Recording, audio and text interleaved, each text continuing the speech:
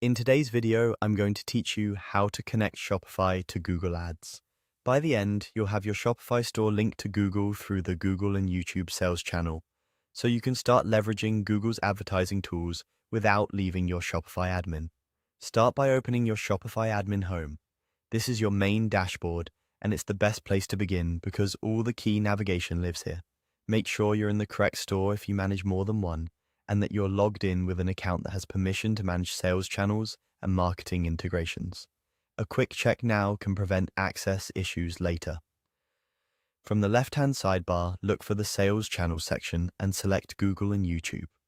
This is the official Google channel inside Shopify, and it acts as the bridge between your store and Google's ecosystem.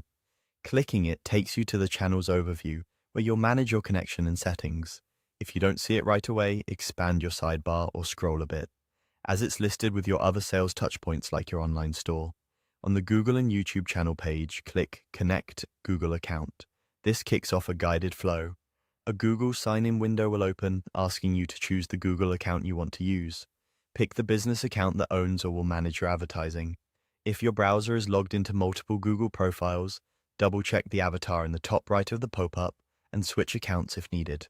If you have two-factor authentication enabled, have your verification method ready. If the pop-up doesn't appear, temporarily allow pop-ups for Shopify in your browser. Next, review the permissions Google requests. These typically include managing your ads and accessing basic account information so Shopify can sync data properly.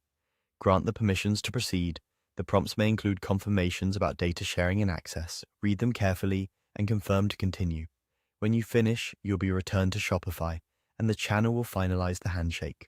Give it a moment to update. You should see a confirmation or a connected status for your Google account inside the Google and YouTube channel. If you accidentally connected the wrong Google profile, you can disconnect here and repeat the process with the correct one. For best results, keep your browser in a single tab during the connection flow and avoid hitting the back button. That's it.